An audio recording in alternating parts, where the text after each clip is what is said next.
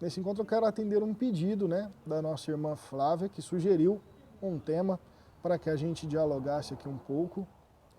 Nesses dias eu fiquei escrevendo alguma coisa que pudesse ser útil, lembrando que a gente sempre fala com o olhar da Umbanda, mas a gente sempre fala diante daquilo que a gente tem como experiência, né? Experiência pessoal, como a gente tem de experiência pessoal e daquilo que a gente conhece da religião. Então jamais pode se afirmar com que o que eu estou dizendo aqui seja integralmente verdade, né? E seja inteiramente útil para vocês, porque é dentro daquilo que a gente tem como experiência de vida, aquilo que eu tenho colhido das pessoas ao longo do tempo. Mas falar sobre os medos no período de pandemia é algo muito importante, né? A gente sabe, não precisa dialogar tanto a respeito, de que as reações oriundas do medo nesse período se acentuaram, né? E aí eu quero dar algumas nuances desse processo diante do que eu tenho observado, para que vocês possam, de repente, né, angariar ferramentas, angariar mecanismos, para que a gente possa criar estratégias de superação. Como um bom gerente, temos que ver isso de maneira estruturada, talvez, né, ou minimamente estruturada. E aqui eu separei algumas dificuldades iniciais com as quais a gente se depara durante esse período, né? Medo de confundir um sintoma simples com o coronavírus, medo de procurar estabelecimento de saúde, ainda que seja por outras doenças, medo de ser infectado e infectar os outros, medo de reviver a experiência de uma outra doença, a sobrecarga dos cuidados com a família, dos cuidados consigo mesmo, né? A vulnerabilidade da gente está muito exacerbada, não é isso?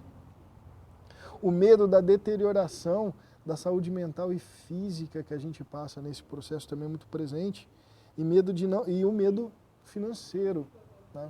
O medo financeiro também ele é muito ostensivo.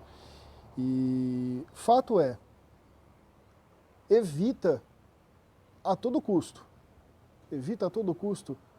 o desamparo e a fuga. Tá? Nós vivemos um período gigante de revisão da vida. Empresas estão revisando, pessoas estão se revisando, os mecanismos de trabalho, as relações estão passando por um processo de revisão, e nesse processo de revisão tá tudo bem a gente sofrer um pouco. É novo, é diferente. Ninguém tem a sabedoria plena para afirmar categoricamente qual é o melhor caminho a ser seguido. Entretanto, devemos assumir a responsabilidade de entender que estamos passando por um momento de mudança. Não é uma simples fase que chega e daqui a pouco vai embora e vai voltar tudo ao normal. Não, não vai ser assim, né? E se for, pessoal, os efeitos desse processo perdurarão durante alguns anos, né? Quem sabe de notícias econômicas sabe bem do que eu estou dizendo, pelo menos durante alguns anos. Então, sendo assim, devemos entender até que ponto vamos nos ressignificar e revisar a forma com a qual a gente vive, né?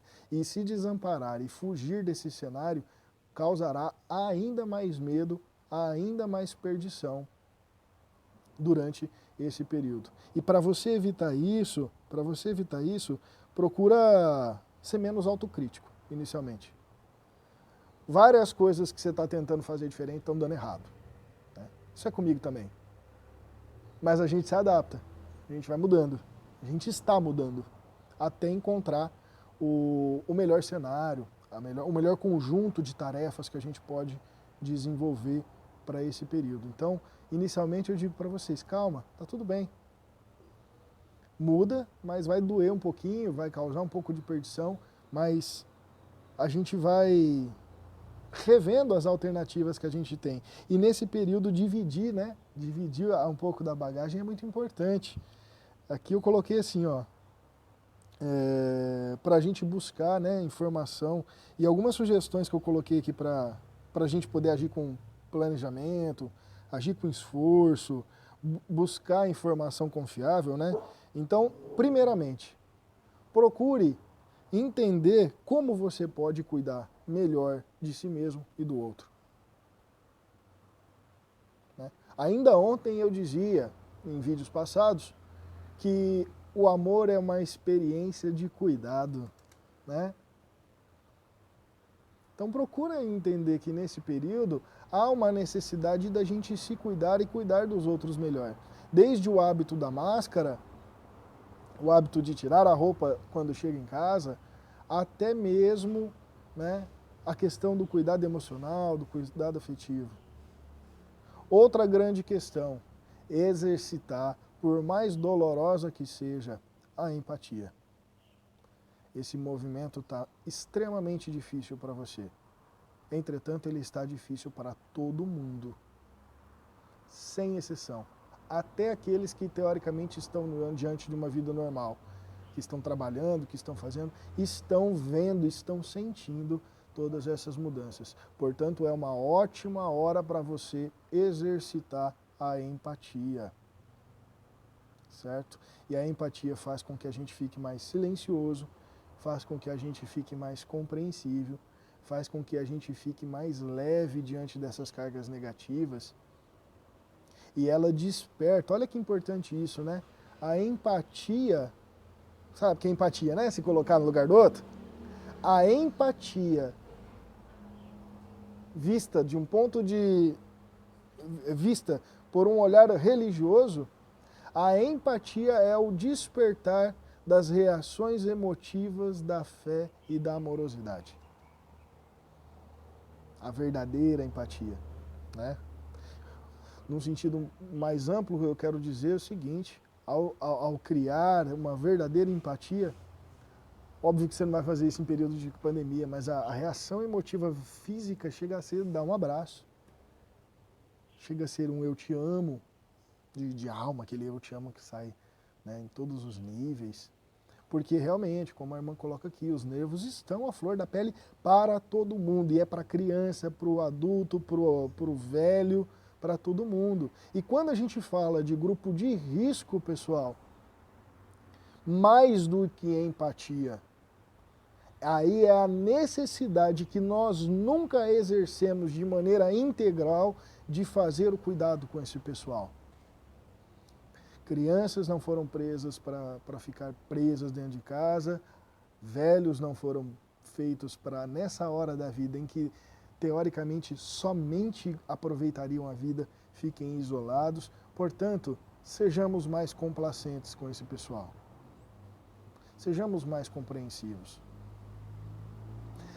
Vamos tentar, pelo menos, dar um pouco além daquilo que a gente fazia antes desse período de pandemia, para que eles se sintam mais acolhidos, mais amados. Isso vai fazer bem para nós também. Outras dicas que são importantes, que já foram ditas em outros momentos e outros locais. Evita um pouco de rede social.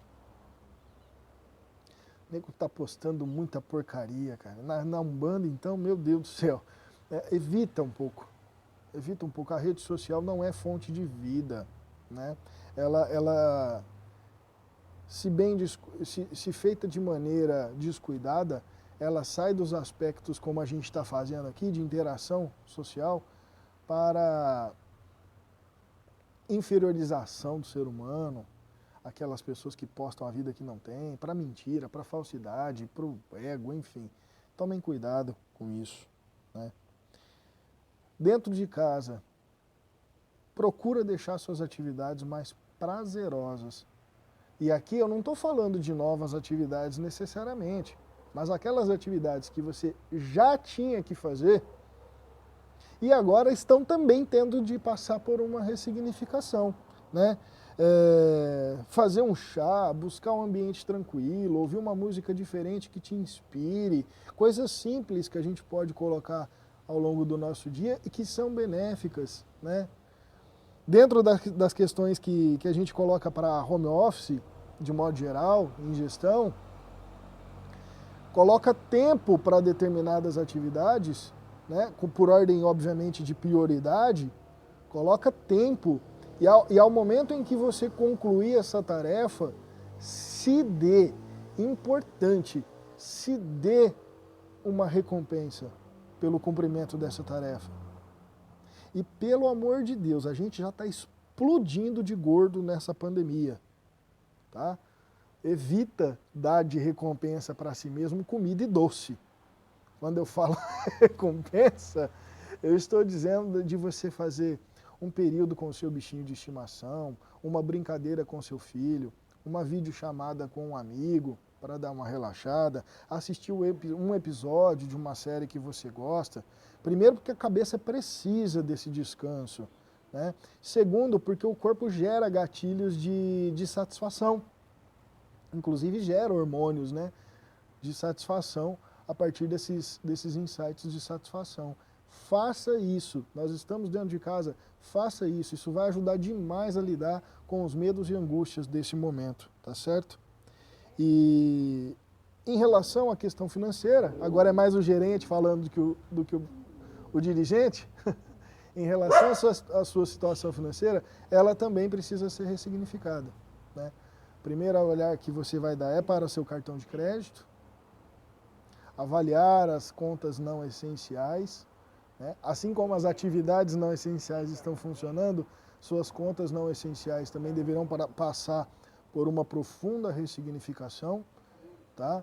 E nesse sentido, você avaliar qual vai ser a sua estrutura de custo versus os seus ganhos, para estipular inclusive se seus ganhos serão suficientes, se você vai ter que precisar de uma segunda atividade financeira, colaboração de outras pessoas durante pelo menos um período. Isso é muito importante, eu estou fazendo e recomendo que todos vocês também façam, né? Porque mesmo que você tivesse uma reserva de emergência ou um capital de giro, nós não temos muita certeza do cenário futuro. Então, nesse sentido, é importante a gente se preparar para, pelo menos, pessoal, pelo menos até o fim do ano, de modo geral. A partir dali, vão se desenhar outros cenários, né? E como umbandista, pessoal, sinceramente, é clichêzão, mas eu tenho que dizer, Deus mandou aquilo que a gente dá conta. Então, pessoal, não cria dentro da sua inefável estupidez, não cria a crença de que você não é capaz de lidar com essa situação. Não gaste a sua preciosa energia com esse pensamento. Tudo que nós estamos vivendo, temos plena capacidade de exercer os aprendizados necessários diante desses processos e, principalmente, né, a preparação que devemos exercer para o pós desse cenário. Então, não seja um desperdício divino, pelo amor de Deus. Você, eu e todo mundo que está aqui respirando nessa hora, que está aqui tirando o tempo para fazer uma live ou ver uma live, tem plenas condições de passar por essa etapa. A gente tem que buscar estratégia, mecanismo e enfiar a cara na resolução desse cenário, tá? Evita se isolar das pessoas próximas que porventura você tenha dificuldade de relacionamento, né? Procura se isolar um pouquinho das pessoas com as quais você tem certa dificuldade de relacionamento. Quando eu falo se isolar, não é no sentido, às vezes você mora com ela, né? Não é no sentido literal, mas no sentido de isolar as reações exacerbadas que estão tão latentes nesse momento, para que você não gere a médio e longo prazo mais insatisfações. Entretanto, pessoal, é muito importante eu deixar isso claro para vocês. Não deixem de participar das decisões que a família deve tomar juntas, tá? Porque isso vai gerar mágoa.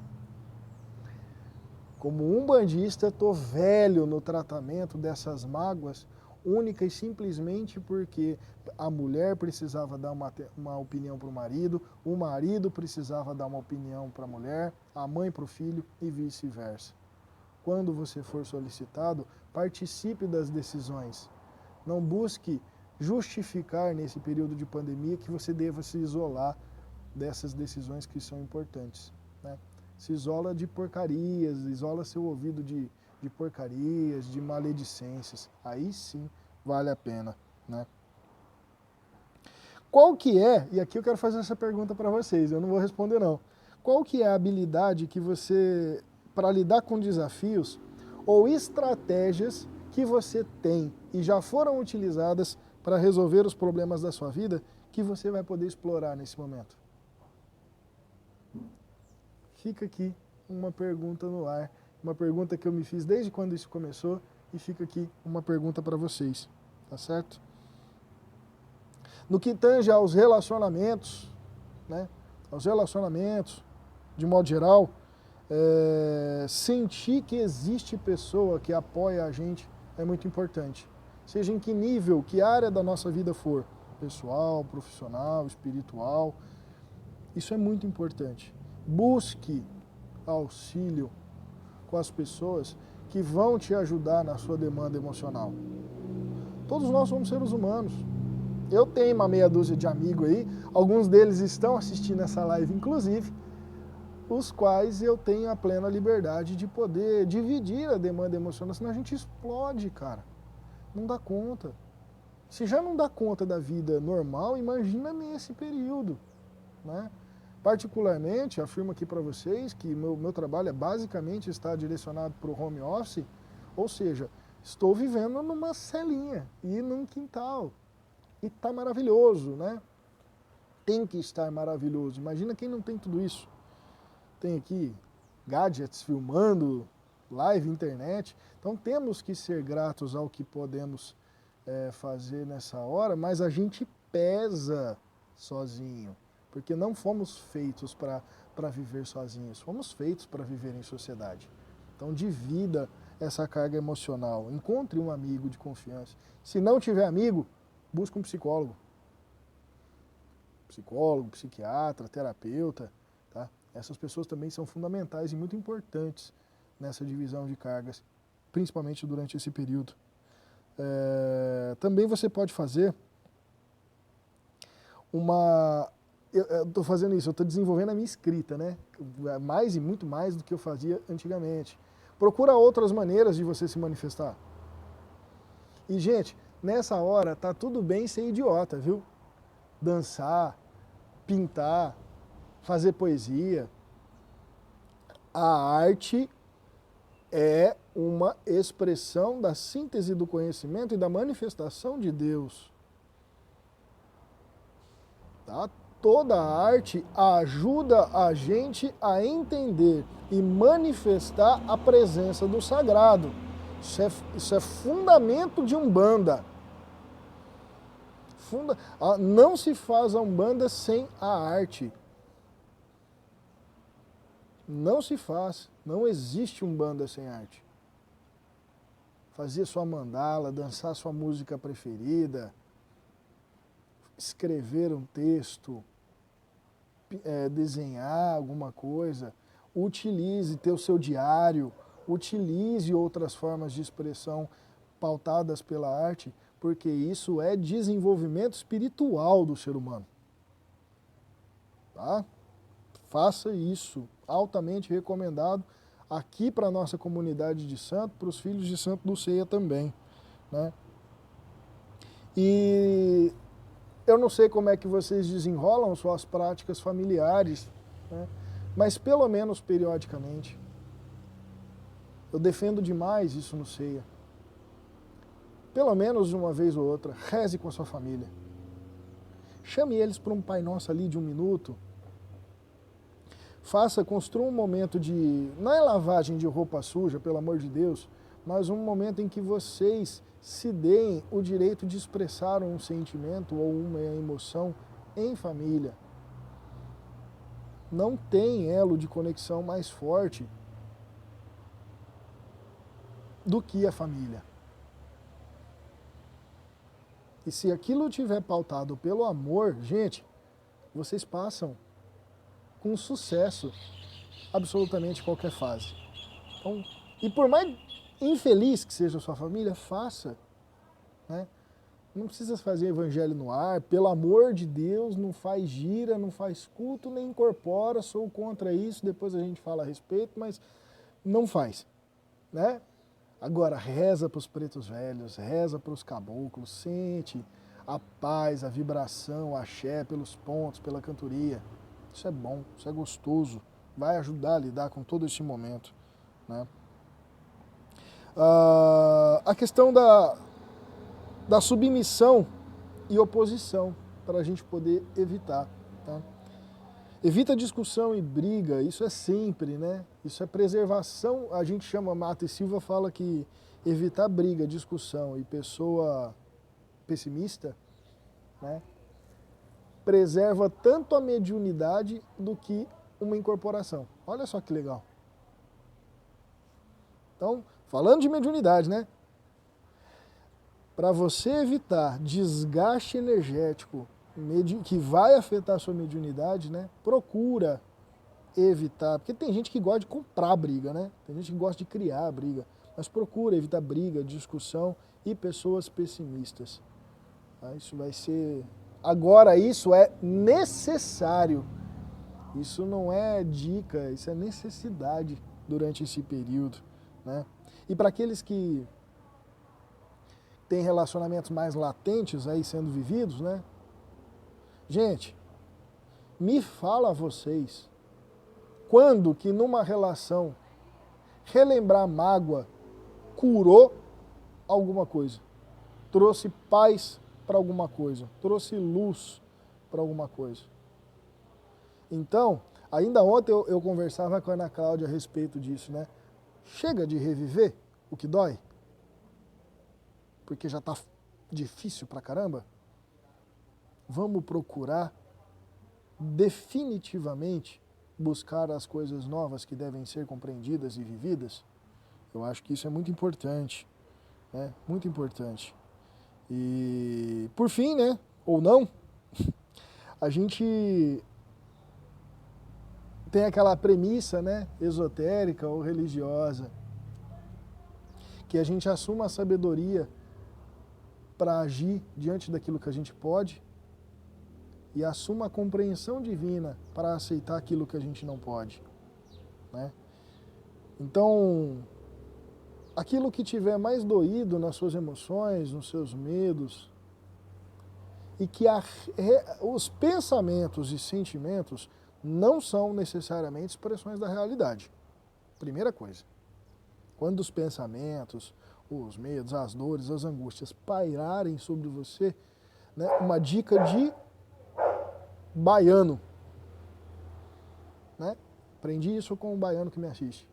Quando essas coisas todas vierem, pergunta, primeira coisa que você faz, pergunta, você é verdadeiro quanto àquilo que brota em mim? Porque você vai perceber que num olhar mais frio sobre aquilo, não é verdadeiro. Não é a realidade. Porque a realidade é Deus. Porque a realidade é o Lorum. Porque a realidade é o Orixá. E Orixá e Deus é o bem, o bom e o belo. E cabe a nós, conscientes dos aspectos vividos dentro da religião, encontrar o que é bom, o que é do bem e o que é belo diante da vida.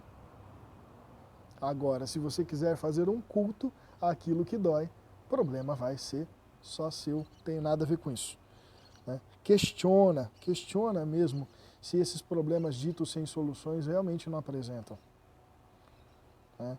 E sobretudo, definitivamente, eu estou falando e 98% dos espiritualistas sérios que eu conheço também estão afirmando categoricamente isso. Passaremos por uma mudança. E quando a gente fala de mudança, é que você está sendo inexoravelmente convidado a mudar também. Alex, no que eu preciso mudar? Cara, senta tua bunda num banquinho hoje e defina aquilo que você tem que aprender. Eu vou contar algumas coisas que eu estou mudando. Eu estou aprendendo a mexer com tecnologia, eu sou ruim com isso. Eu estou aprendendo a trabalhar dentro de casa porque eu nunca gostei disso. Eu estou aprendendo a ter disciplina de horário, coisa que eu também detesto. Tem lá no meu guarda-roupa as atividades da manhã, as atividades do fim da manhã, as atividades da tarde e as atividades da noite. Olho para aquilo e fico magoado comigo, né? Porque tem dia que eu não consigo cumprir. Fico feliz pra caramba o dia que eu cumpro. Então todos nós estamos tendo que rever esses processos e que vai reverberar para a vida pós-pandemia. Eu nem estou falando da vida de santo, hein? O quanto que os terreiros e as giras irão mudar depois desse momento. Mas você que ainda não está fazendo nada para reinterpretar todo esse momento e essa circunstância, está perdendo tempo, vai ficar para trás. Vai ficar para trás. Então preste atenção nisso, certo? Para a gente fazer as nossas emanações, hoje eu trouxe de maneira especial aqui para vocês, na verdade, que são 3 cantigas e que os terreiros de Umbanda adotaram, se não ela toda, pelo menos parte desses versos. E a primeira cantiga que eu quero entoar aqui com vocês, já que a gente está falando de medos, angústias e dores, vamos falar de fé? Uma cantiga do querido Sandro Luiz, Tem que Ter Fé. Que quem adotou essa canção no coração foi o Preto Velho lá da casa, inclusive. Então respira, senta, se souber a letra canta comigo, se não souber deixa a energia reverberar. Óbvio que eu não sou um bom cantor, mas eu garanto para vocês que meu coração está em festa em poder fazer isso para vocês e que vai bastante axé. Salve o ponto, salve a pemba, salve a toalha.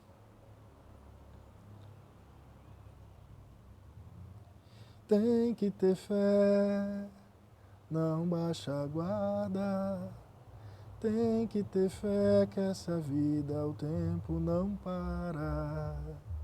Tem que ter fé, não baixa a guarda. Tem que ter fé que essa vida o tempo não para. Vinha cansado de viver. Lembre que seu caminho nunca foi um grande mar de rosa, muito menos um mar de espinho. Vinha cansado de viver. Lembre daquela história de quem morreu por mim e você sem pensar em glória. Tem que ter fé, não baixa a guarda. Tem que ter fé que essa vida o tempo não para. Ouça bem e nunca se esqueça. Tenha fé, levante a cabeça. 1 minuto e preste atenção. Traga paz ao seu coração. O que peça a Deus nesse momento, que ilumine seu pensamento. O que importa a vida é você. Volte a viver. Tem que ter fé, não baixa a guarda. Tem que ter fé que essa vida o tempo não para. Tem que ter fé, não baixa a guarda. Tem que ter fé que essa vida o tempo não para. Tem que ter fé. Como não emociona, né? Canção linda, linda, linda. E quero entoar mais 2 cantigas. A primeira é da Minha Mãe de Cabeça, Salu Bananã, uma canção de Roque Ferreira, entoada pela Mariene de Castro, que hoje já faz parte dos terreiros e templos. Salu Bananã Buruquê. Oxumaré me deu 2 barajás na festa de Nanã Burucu. A velha deusa das águas, que é Mungunzá, seu ibiri enfeitado com fitas e búzios, o ponto pra sentar mandou cantar. Ei, Salubá. Ela vem no som da chuva, dançando devagar seu Ijexá, Senhora das Candelárias, Abá, para toda a sua nação Iorubá, para toda a sua nação Iorubá. Oxumaré me deu 2 barajás na festa de Nanamburucum, a velha deusa das águas, que é Mugunzá. Seu ibiri enfeitado com fitas de búzios é um ponto pra sentar, mandou chamar. Ei, Salubá, ela vem no som da chuva, dançando devagar seu Ijexá, Senhora das Candelárias, Abá, para toda a sua nação Iorubá.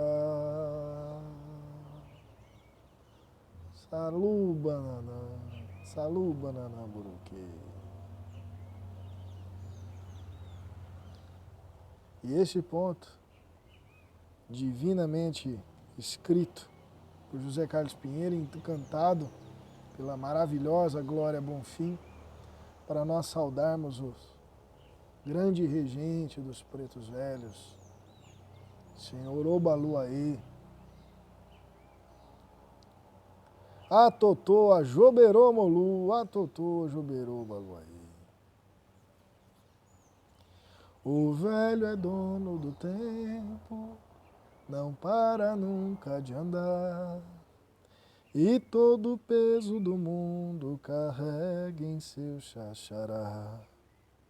O velho é dono do tempo, não para nunca de andar, e todo o peso do mundo carrega em seu xaxará. A volta do mundo é grande, pra quem nem bem começou. A gente faz o caminho que o velho já caminhou. Quem tem a ajuda do velho já vira caminhador, que mais de vez rodou o mundo e mais de vez já voltou. O velho é dono do tempo, não para nunca de andar, e todo o peso do mundo carrega em seu xaxará. Tem moradia do velho, que um passarinho me contou, nos 4 cantos do mundo, por onde o velho já andou. Passei na casa de palha, onde ele é morador, pedi a bênção do velho, e o velho me abençoou. O velho é dono do tempo, não para nunca de andar, e todo o peso do mundo carrega em seu xaxará. Não vi a cara do velho, porque ele nunca mostrou, mas todo mundo é seu filho, que nesse mundo já andou. Conhece o chão pelo avesso, de vida e morte ao Senhor.